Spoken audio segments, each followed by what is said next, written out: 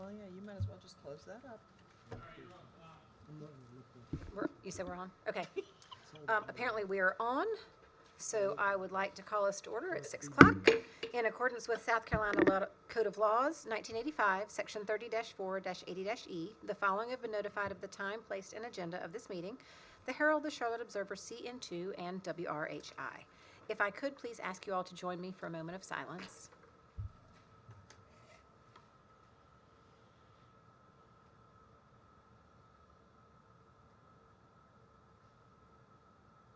Thank you.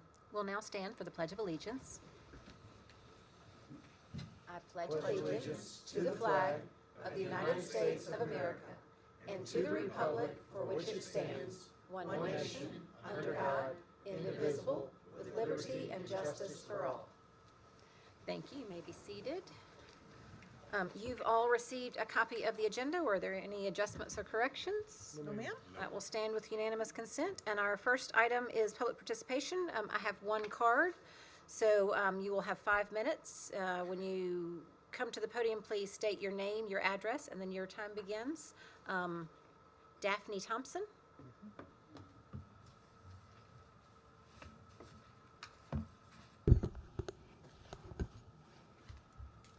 Hi, my name is Daphne Thompson. I live at 7569 Thorn Creek Lane in TUK.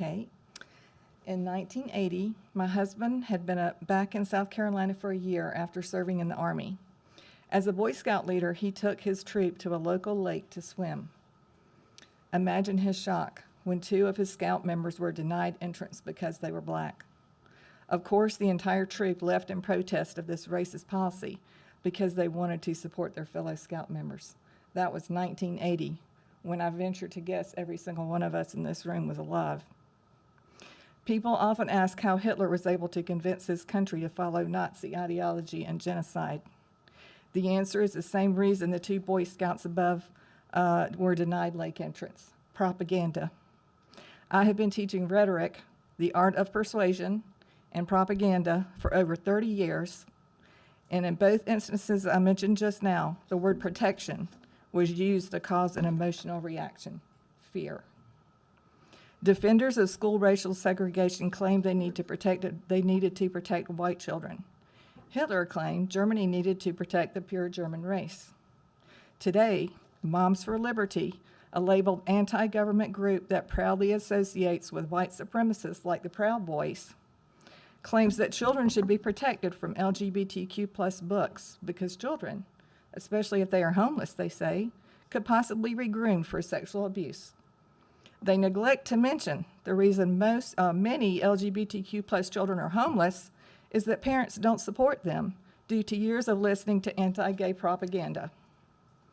Moms for Liberty ignores the reality that the straight, usually married, population sexually abuses children at a much higher rate.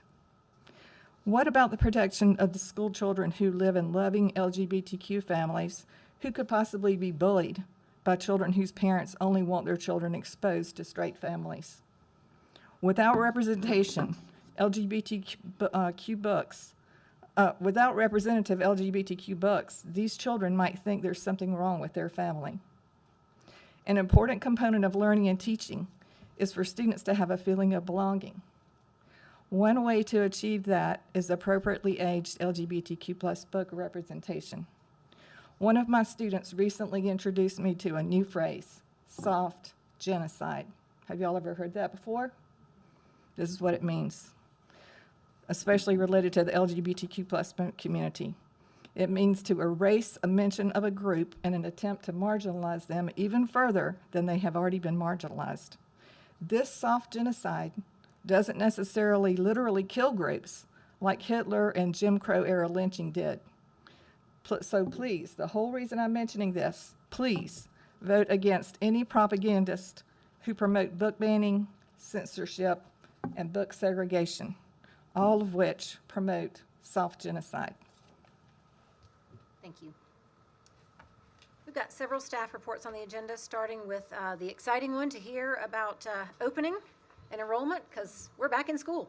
I'm not used to being first on the agenda. I usually take my nap right now. Okay. Had a great opening. Been through several of these. You can tell I'm not 21 years old anymore. This one, what I learn each time we do this is how our people. You talk about a heart of service, just such good people. And I went to all 20 schools. We did, several of us. Christy was along, several staff members.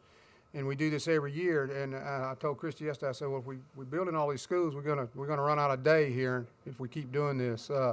But we'll continue to try to do it. But the reason I think it's important to do, you get the real feel of what's going on. I tell our staff all the time, as we grow, it's going to be more and more difficult to maintain the sense of smallness of a small community like the Fort Mill that I grew up in.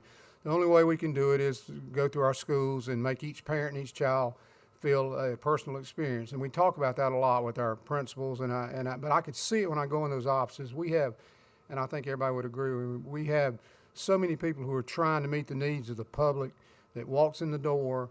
And these are children that, for the most part, had not registered until yesterday, or they would have already been in school, in a class.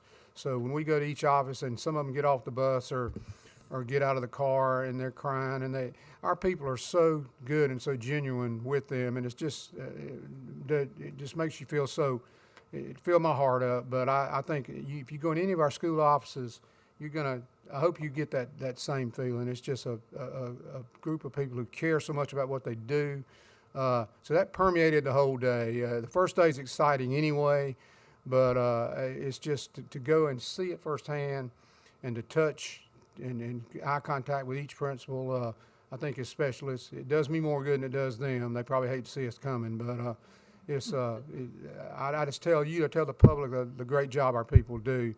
On a daily basis, not just on day one. So lead off with that. Any other comments? Anybody? Christy? Anybody? I mean, I'll echo it. The smiles on the kids as they got out of the car and someone opened the door for them and high-fived them. There was music playing, there were bubbles blowing, and the parents were excited for many different reasons, I guess. But the parents were excited, the teachers were excited, the principals were excited. I mean, it was fun, it was exhilarating, it was exhausting. We did see 21 kind of sort of because we also went by the alternative school, not technically a separate school, but kind of sort of. And to a person, things were going well.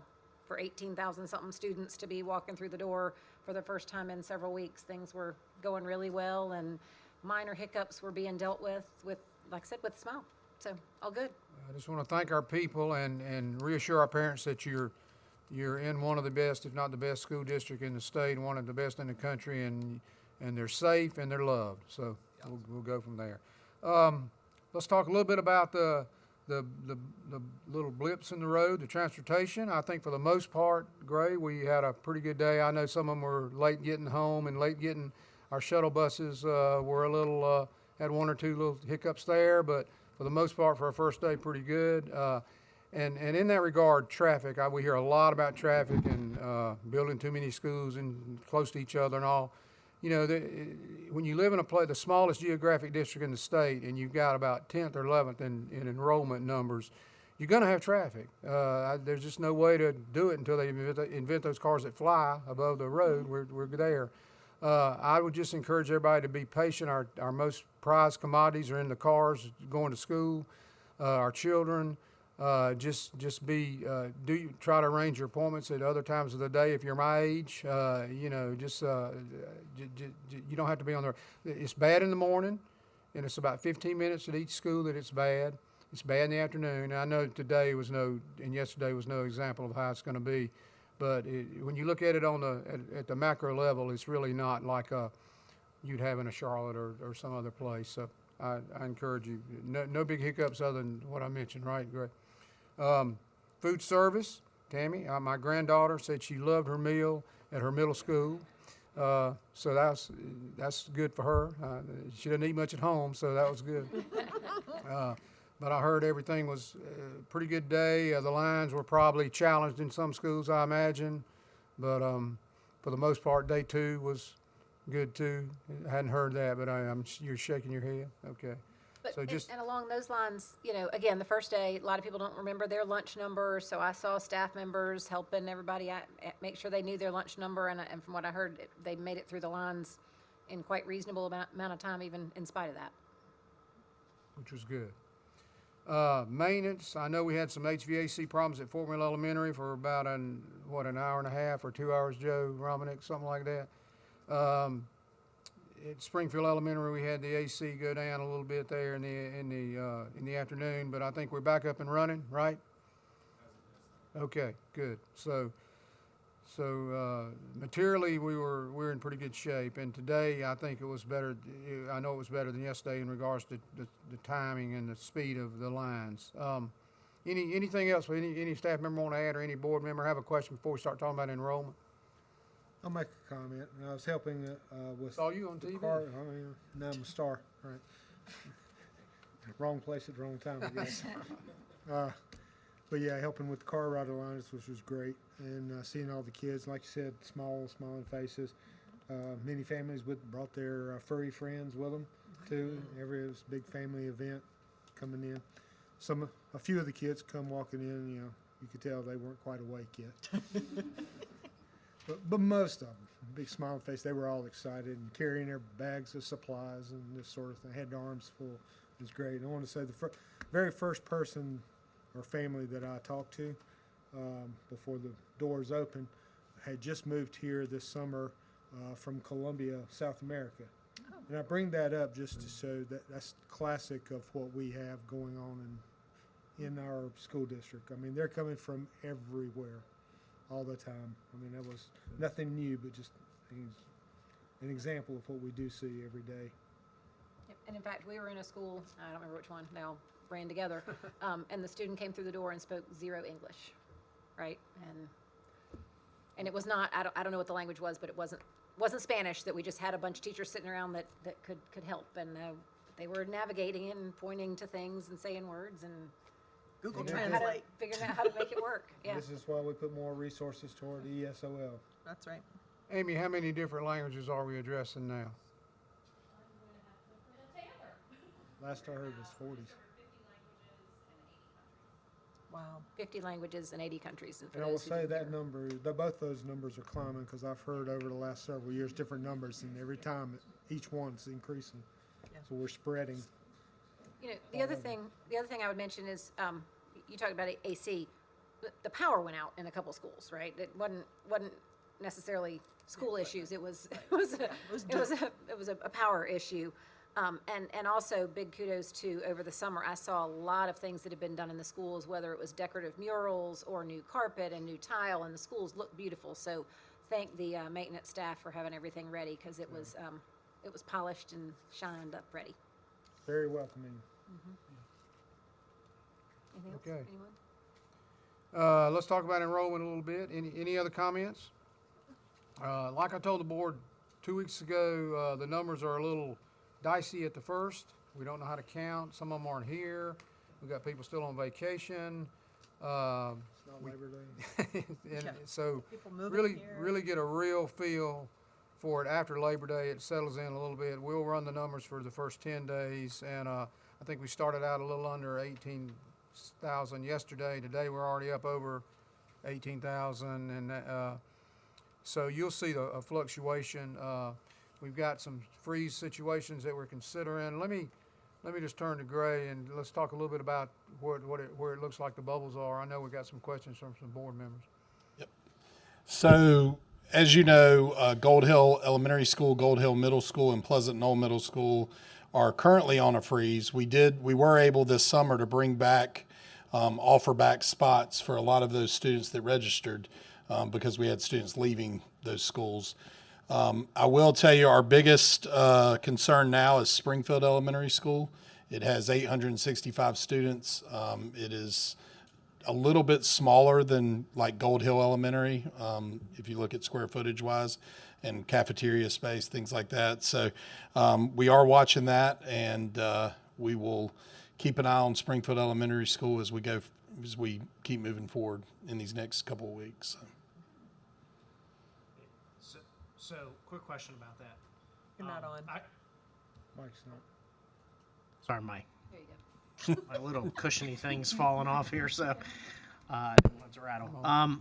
Couple questions about that. I got to spend a little bit of time yesterday at Springfield, and they're all very positive. Talked to the guidance counselors who are now integrated because of the size back into the related arts schedule.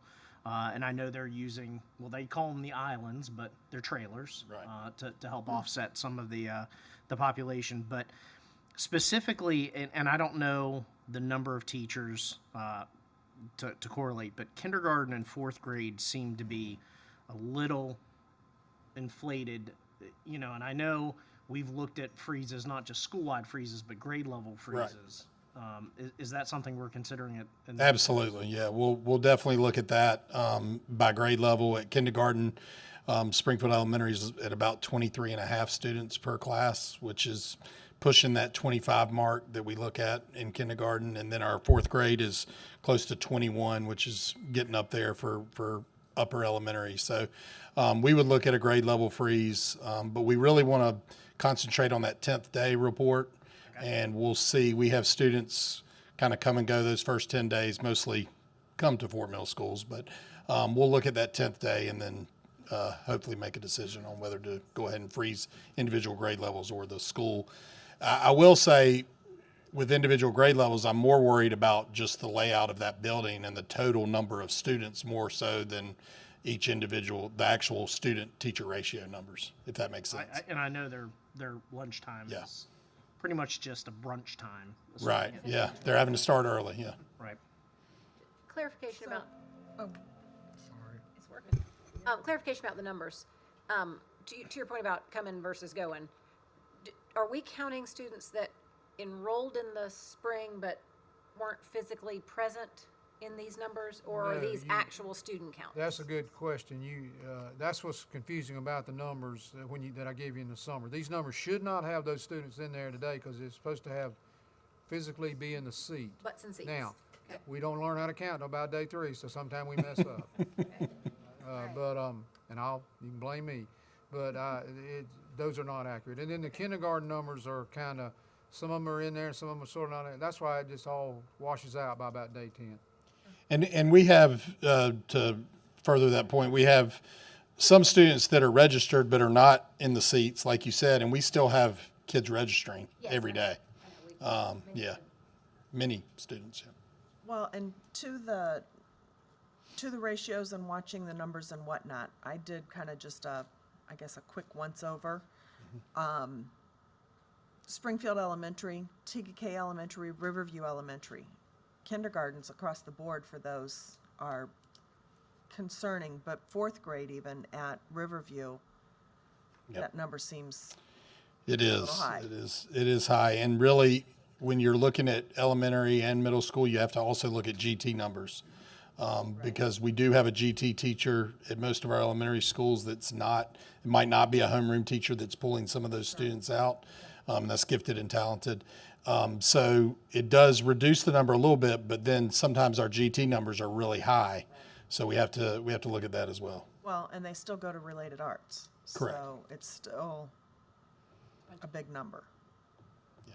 Okay. Hey, Dr. Apps, a quick question here. This is regarding Fort Mill Middle.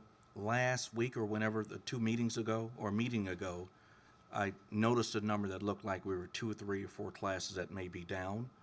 Based on that number, I'm 54, 55, somewhere around there's what it was a couple weeks ago, and then there was a slight change. Is there any framing you can have on that? I know you said 10 days, there'll be a little bit of some change, but does that number surprise you? I'm going to have to defer to Greg. You look at the numbers. What are you comparing? Which numbers? So, 52. He speaks out of school and a grade. I didn't look at them that closely. Did you look at Fort? Oh, down 52 from the end of last year? yeah, but Is it? It's up 9 today. Right. it's up 9 today? Yeah. Oh, I didn't see that. Okay, all right. We gave you the One of second them, day I'm number. looking at a couple different spreadsheets, but the one I'm looking Today's at day says it's 2. 9. Yeah, day 2, it's up 9 from last year's day 2. And also, you also have to look at if you look at last year to this year's, we have a lot of, it might be, you might have a big class in 6th grade or a big class in 8th grade that's leaving and a big 5th grade class coming. So there's a lot of factors that go into it. It really just depends on who moves in and how old their students are too. Thank you. Well, and along those lines, I know this time last year, we had this conversation about kindergarten. And I noticed again this year, so kindergarten and first grade, which was last year's kindergarten, are 1,100 plus, whereas most of our grades are 1,300 to 1,400. So it's interesting, I would say the trend, you know, we hypothesized a few things last year as to whether it was more people choosing to homeschool, more kids staying in, what are they called? Like the Goddard School kind of things for kindergarten for longer, those kind of things. Is it because housing prices are up and the people that are moving here are 5 years older than what we were seeing? But, you know, who knows? But it is just interesting that this is the second year in a row that at least so far, those two younger grades are smaller than all of the others, you know, And which we are also average hit- about the same. In South Carolina, there's a law of you got to be before September 1 to go to four-year-old. You got to be Four-year-old. 5 before. So 4-year-old program, first grade, and kindergarten all have this September 1 law. A lot of families choose to leave them in the Goddards because they think they're too young or they're for the school. Other way around. And then they enroll them in second grade, that kind of thing. So that's a little bit of that too.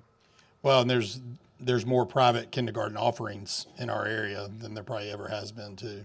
True. So, But the rest of the numbers looked about like we thought. But we'll get a better feel here in the next few days. Next month? Yep, for sure. Questions? Other questions? No, sir. You got a gut? 18.4, 18.5? If I win, You told me that last year and I was What off. Last year I thought we'd get to 18. What'd I say? 250. Yeah. And we got up to 18.2 You or did, so. you did, yeah, you did, Yeah. you did. I'm not sure with the interest rates so high, and Michelle, you can probably speak. Interest rates have zero bearing. They're Okay, well, that's actually good to still hear. lower than the last 30-year. So they're still moving here no matter what. Anthony, I'll guess, oh God, by the end of the year, not by 10 day, I'll tack on 400 to the 18.2 and try that. That'll be my guess. Gotcha, okay. Okay, Woo-hoo. I feel like. Hope I'm wrong. 18.5, I'm with you, 18.5, that's trying to get it done. 18.5 Don't go to right Vegas here. on that. Easy, because I feel like we were there this year. 18.2, we were at 18.2 at the end of the year. When we ended. We're definitely going to be 18.5. But yeah, with the number of houses still coming, and that's where I think, based on the size of most of the houses that are being built, I just have to believe the average person moving in is not 28 with a kindergartner, right? Into those houses. So, Lot of townhomes what else? on top of it. What else do you have? That's kind of where, that's a picture of a point in time. That's where we are today. I'm just gonna add, I would thank all the principals, they wrote up their summaries. Meant to compliment them on that. Good job. It was very helpful to read. Again, had talked to most everybody, but it sounded like a really good day, and, you know, an exhausting day, I'm sure, by the end of the day, but things are off to a good start, so thank you. Ms. Lordo, we have an item to discuss, an additional year-end transfer. I know, right? Thank you and good evening. And I'll just remind you, the budget is based on 18,696 students. I believe. Boy, my guess. I believe. So if we can get close to that, that would be good. As I have done in past years, I'm coming to you tonight for consideration of a second year-end transfer for year ended June 30, 2023. As you recall, in June, you approved a first transfer based on very preliminary numbers. I've shared with you where we are now. We are still making a couple of adjustments to last year. I'm still waiting on the county's final numbers. Hopefully we'll receive that shortly, but based on where we are currently and our best estimates, as I've said numerous times, vehicle taxes have just overwhelmed us with the consistency now. In June, vehicle taxes came in at $1.3 million, as well as interest earnings, which are both to our benefit. Interest earnings that the county posted for the last the last quarter of our fiscal year, they posted almost $1 million in interest. So those two things together, plus a small amount of additional state revenue, really brings us to where we are tonight in the recommendation to you to consider transferring an additional $3 million. The actual number is $3,008,500. This would still leave an increase in our fund balance of slightly over $2 million, which keeps us at that 18 to 20% of the current year's operating expenditures. The key thing about what we're proposing, the use of these funds, it will go directly for future taxpayer savings. We were able to capture a lot of the recurring items in the first transfer that you approved that did not make it into the general fund budget for this year. So we're recommending to use these funds for two purposes. The first purpose is to transfer to debt service, which if those of you that are on the board last year, remember we did that as well to help reduce the debt service millage. So we are currently working with the county. We are at a value of one mill is $604,250 based on the current assessed value. And the county auditor has confirmed that is what he is comfortable working with. So to reduce debt service 2 mills, that would be $1,208,500. We had a bond issue last week, a small one. We have the larger one, the $30 million next Wednesday. We're going to go ahead and project what we think the repayment schedule will be on that for the county auditor. I think that we may still be in a situation of having to increase just a few mills, but no more than 3 if you approve the additional 2 here. I'm hoping it could even be as low as 2 additional mills on debt for us, mainly due to bringing in those 2 bond issues, which are permanently financing 2 previous bond anticipation notes. The second use of these funds would be $1.8 million to basically kickstart our energy management program initiative.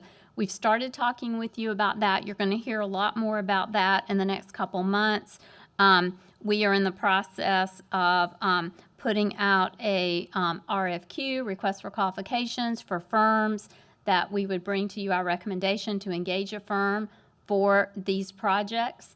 But this $1.8 million, there are several smaller dollar items that have a very quick payback as far as utility savings that we would be looking at using this piece immediately for some of those type of projects once we have a firm on board that we've engaged to help us. But they've, based on our preliminary assessment, we see a great opportunity to kind of kickstart, jumpstart this project off and have some taxpayer savings, have these dollars working towards some utility cost savings for us this year. So this would be $3,008,500, and I'm glad to answer any questions, and I'll also have this on the agenda for approval at the next board meeting. But if you have any questions in the next 2 weeks, please let me know, or any thoughts about these. I have one now. Sure. Go ahead. I'm very excited Okay. to see that we're able to offer this 2 mil back Yes. with the 1.2 million. And that's a great thing because it also is going to affect all property owners, residential and commercial, not just the commercial, which our operations does directly impact. Absolutely. So, and I know it'll be a big impact, particularly for the commercial folks. Right. I agree. Could you either you or Joe walk us through, walk the public through kind of the exercise we go through when it comes to attracting competitors? Attracting competitors. So when you're saying that we're going to, your RFQ? Yes. So you might need to help me. We're of, yes. Mm-hmm. Microphone. We have a list of competitors from the industry. There were about, what, Leanne, 10 or 12 of them? Yes. And we're going to get in contact with those folks and let them know that we're presenting the RFQ over the next week or 2. And it'll generate a lot of business because Fort Mill is a flagship. Okay. And this is how they've spoken to us, the company we're dealing with now. And whoever's in this business want to do work with Fort Mill. Question. So I think we're going to get. Sorry. Do you have an estimate on how much our utility bills are per year? We have all of that information. We've provided bring them, that next yeah, time. because we just had an assessment done, so they needed all our utility bills over the last year or two. I would say it's in the $4 million range. It's a I little was bit just off the curious top how of it my related head. to the 1.8 million. Yeah, Yes, That it would cost to try to Yeah. reduce it. probably 4.5 right now. yeah. Okay. But over, 20, 30-year period with, I mean, we will have a larger investment in this that we would need. Would be a very small amount just to get started. But we could save in excess of probably $20 million over a Well, long they time were saying frame. 38 million, Yeah. which was a low number because these contracts have to be guaranteed by them. So they never want to write a check to us. How prevalent is this in the K through 12 space? I think it's a lot of districts that do not have money go this route because it's quick paybacks, one, but it also brings up their schools and their facilities to a point where they need to be. So it's pretty prevalent. We haven't done it yet. Our buildings aren't old. We've kept up with a lot of things, and that's what most people use it for. We're using it for the utility cost because, as you know, that's our second largest cost. So even with newer buildings, we believe that there's a significant savings. There is. These folks have done an entire assessment of all 20 facilities. There's been a lot of technology change. Well, Right. that's what I was gonna Short say. period of Just time. in all areas, the technology in this area is amazing how quickly it is changing and the benefits of having that newer technology, even in your newer. And all of our schools are not brand new. Right, Correct, right. correct. But even some of the newer ones where got the new LED, ones, that's why I was curious. even with LED lights where they were only a few years ago, they were unaffordable for us.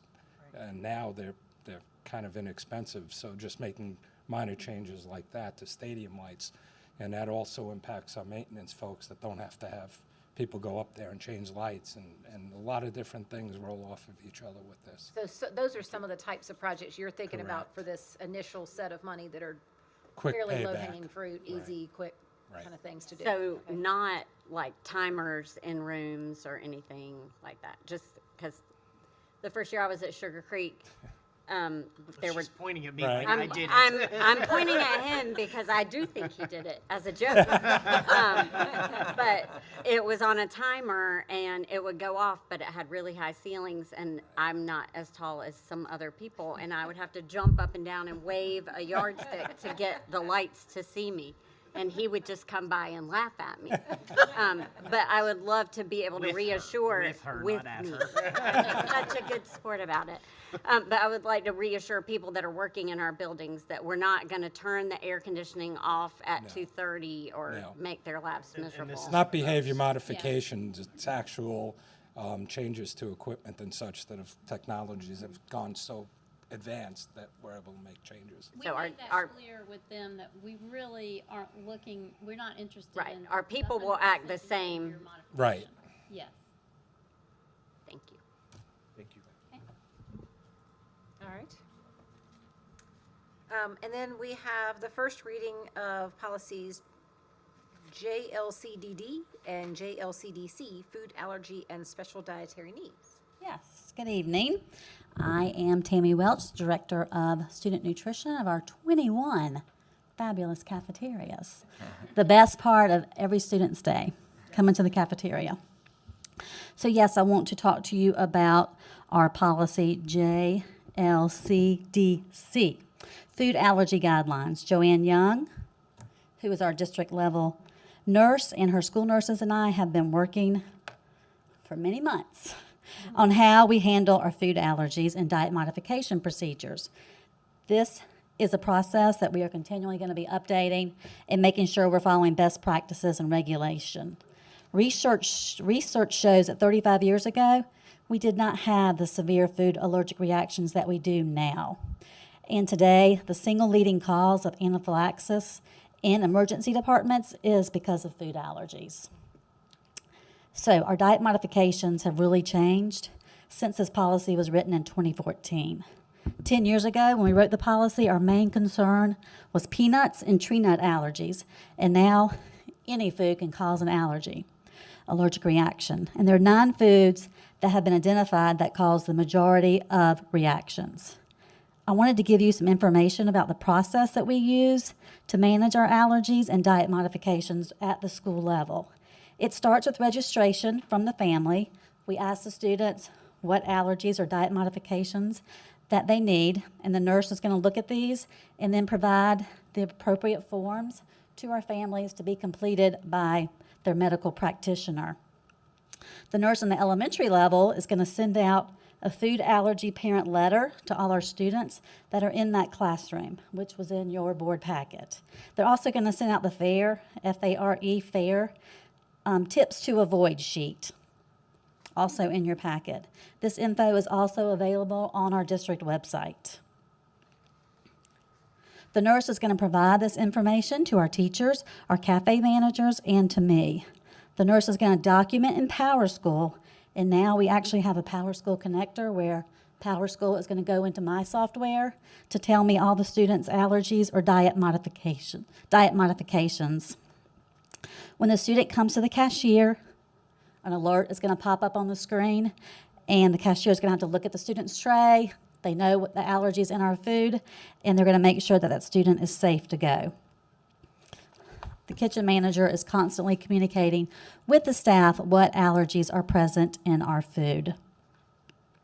The parents can also go online, scroll through the menu, and to see the allergens that are in foods.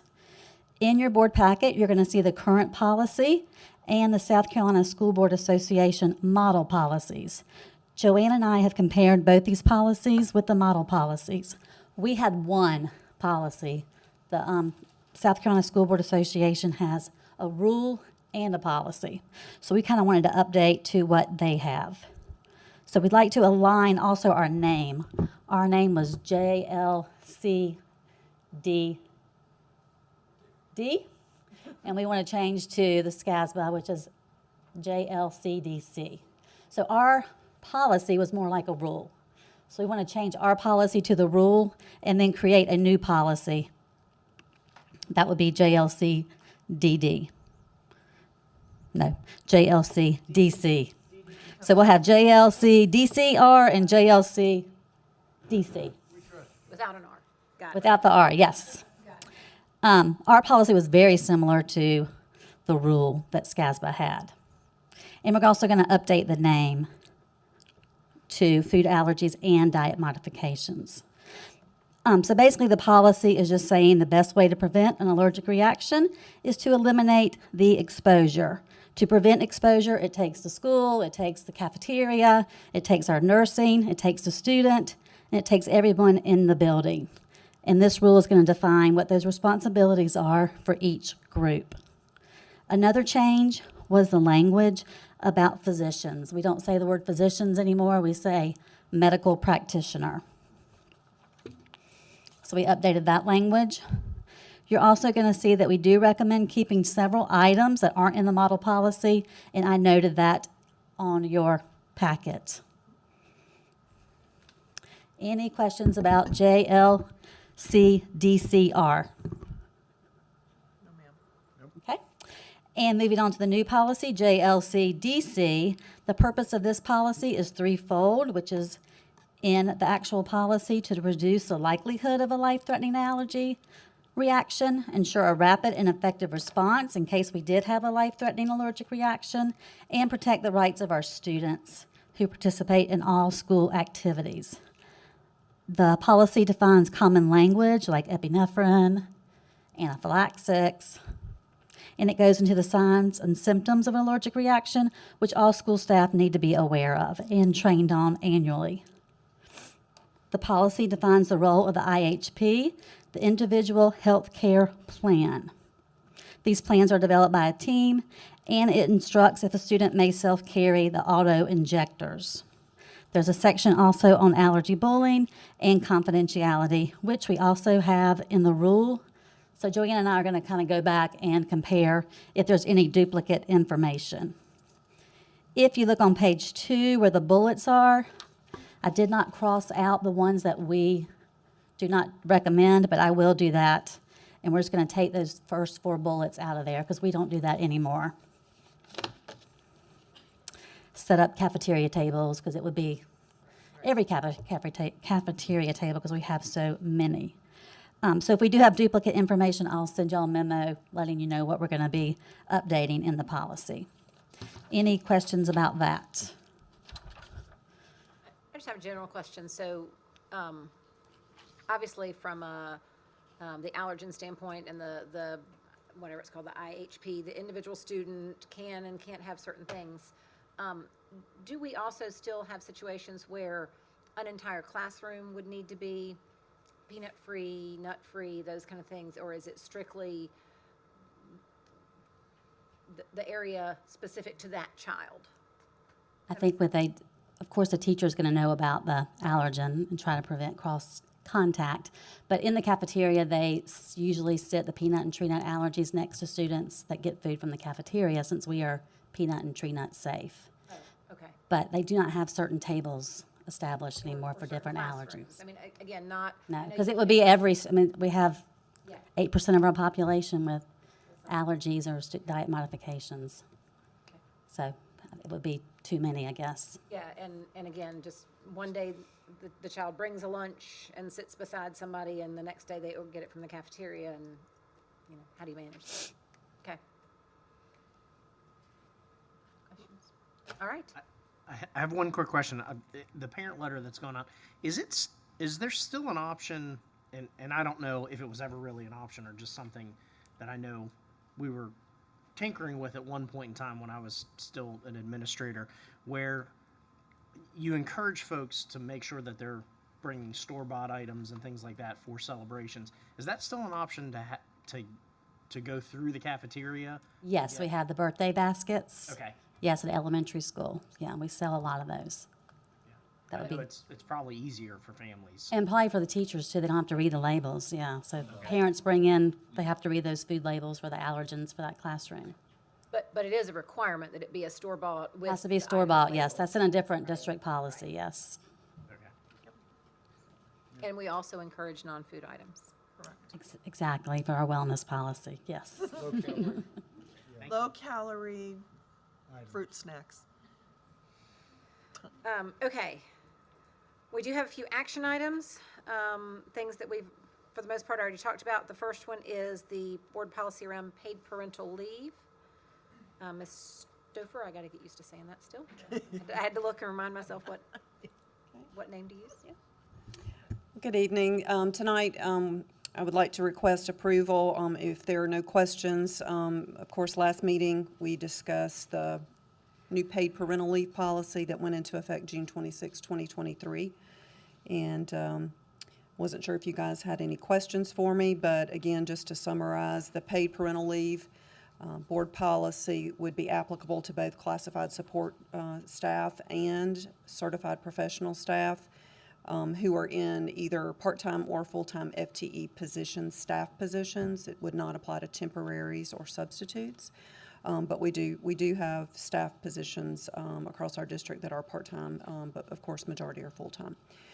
So this would provide paid leave 100% at the employee's daily regular rate of pay, and eligibility is upon hire. So it's available immediately, but it would provide paid parental leave for natural childbirth, adoption, and foster care parents, and it also allows for a benefit for employees who both parents work for the district. So it does offer 6 weeks for the primary health care provider of the child, and then 2 weeks paid for the other parent.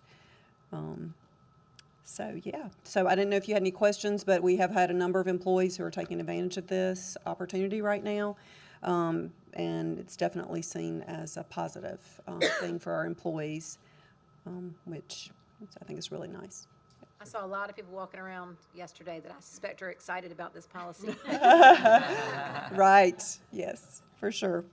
The only question that I have for it, and I presume that for our purposes, it's in here with just the slash, but it will be GC, CAC, and then GD, CCC in our policy manual. Correct, two Okay. separate, one in the classified section and one in the professional I section, knew correct? that, I just wanted to make sure. Absolutely. Yeah, thank you. And then prior to this policy, it was all, maternity leave was based solely on your sick time. Correct, and it was very common that, you know, newer employees who had not had an opportunity to build up much leave, you know, would take leave without pay.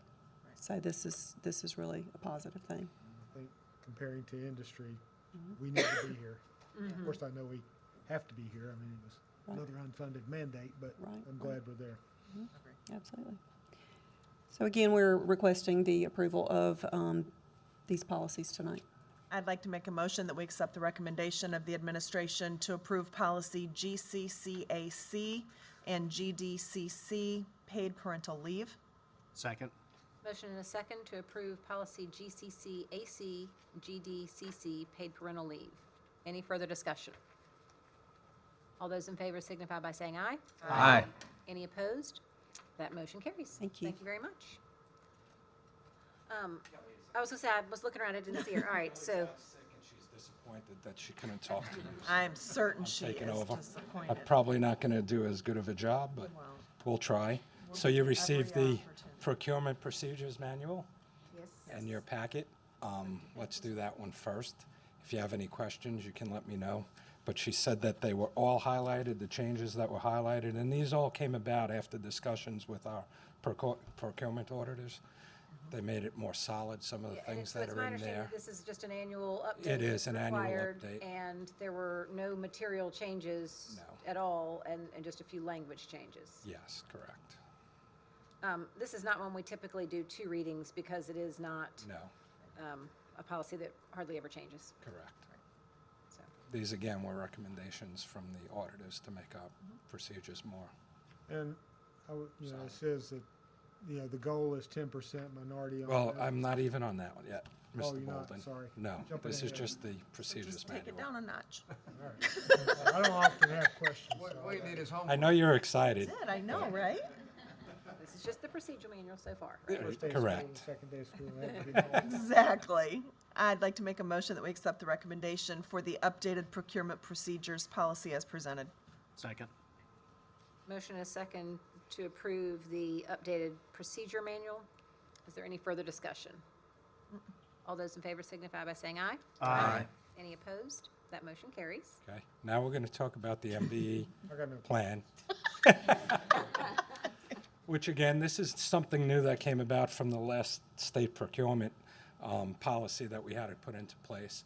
Once a year, we have to get this approved. There's nothing that's been changed versus last year, previous year to that. So there's usually not any changes to the plan.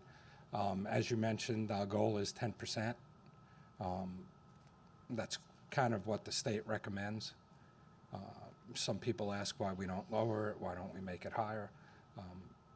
If you don't set your goal high enough, then you're not going to go ahead and do what you need to do for it. And if you set your goal too low, you're just going to be complacent. So that's why we continue with the 10%. The state has added some additional things into their policies that you have to go out more to reach out to minority businesses, which we do. There's all different kind of things we have to go through now. And reporting is a lot more stringent. Sure. And don't they also, though, in terms of expanding, don't they also encourage that it is within the state vendors and whatnot, so that, Within the state of South Carolina. right? Local, Correct. yeah. Yeah, Correct. so you can only, I mean, you can only pull from a pool that is available from the state, Well, not necessarily for the MBE, okay? but they do want you to do more business, obviously, in South Carolina because Certainly. taxes and what have you. But, so that's a different area. Sure. But the MBE, they've really put a lot more behind it as trying us to seek out instead of folks just bidding on things or coming in with quotes. Okay. I assume the 90% figure also includes like publicly owned, publicly traded companies that aren't minority or, I mean, there is not an owner, there's a group of owners. Right. Well, it depends how it's filed within wherever they file their business. Right. If it's a minority business, we get that credit. Right. And there's a report that you get that tells you what percentage minority business we are currently. I'd like to make a motion that we accept the recommendation of the administration for the updated minority business plan for fiscal year 23-24. Second. Motion and a second to approve the updated minority business, what's the E? Plan. What's the E stand for? Employment, that? E. Enterprise, Enterprise. minority Enterprise. I'm like, I don't business know, I moved off enterprise. of it. That's right. Enterprise plan. Any further discussion? Oh, man. All those in favor signify by saying aye. Aye. Any opposed? That motion carries. Thank you. And then our third and final action item is to approve the name and logo of the new alternative school. Yes, good evening. If you remember, 2 weeks ago, we presented our plan for our alternative school program. And tonight, we would like to come before the board to get your approval on the actual name for this program and the logo for the program. I will tell you, this is not an individual school. It's just a program extension of our middle and high schools. So it wouldn't be you wouldn't be naming a school and picking a logo for a school. It would just be for a program. And I don't know if you have any questions about that, but we'd love to answer any questions about the name and logo. And I don't know if you remember also, Mr. Bills talked about the acronym of Oak Grove when we presented a couple of weeks ago. So I don't have any questions about the name and the logo. I would just say I'm really excited after learning a little bit more about the program itself, and the, you know, visually kind of getting an idea of how it's going to work, and really an opportunity for these students to have some dedicated, focused time and attention to get them back on track. I think it's wonderful.